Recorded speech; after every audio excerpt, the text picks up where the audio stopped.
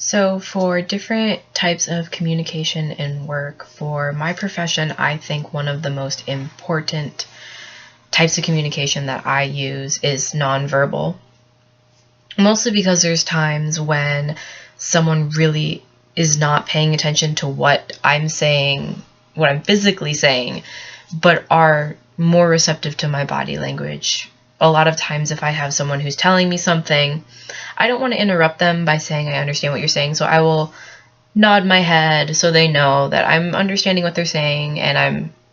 receptive to what they're trying to tell me and I understand what they're trying to tell me. My partners, if they're talking to me and I'm talking with the patient, there's a lot of multi-way conversation going. If I'm trying to think about something that the patient had told me and I'm analyzing it, I constantly sit like this, or I'll put my hand on my face, is a very common one for me. I try to avoid putting my hands on my hips because that can portray that I have an attitude and it can sometimes upset people. So I try to stay away from different body language such as that, or crossing my arms because people may think I'm angry or that I'm shut off towards them. One that my partner and I did have at the time that we worked together, if I was to play with my ear or mess with my hair, it was me trying to get his attention that, hey, something's going on. I need you to kind of look at me, or I would do this and I would walk towards the door as a symbol of, I can't tell you that we need to leave right now, but we do need to leave because the situation is no longer safe. Which, that one's somewhat nonverbal, but also using signals.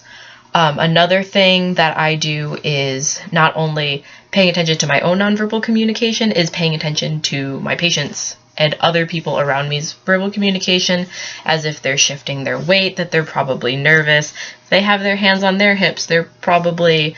have an attitude or they're trying to understand something. I've had people sit like this, which I have been told two different things, that it's either they're contemplating something or that they're trying to look that they're more of in the position of authority, that you're coming to them versus they're actually needing your help. So definitely nonverbal communication is so critical in my line of work, that sometimes the things that come out of our mouths, as important as they may be, how someone is portraying it is just twice as important for me, and I definitely try to watch my nonverbal communication as well as other people's nonverbal communication for optimal clarity as to what's going on in a situation.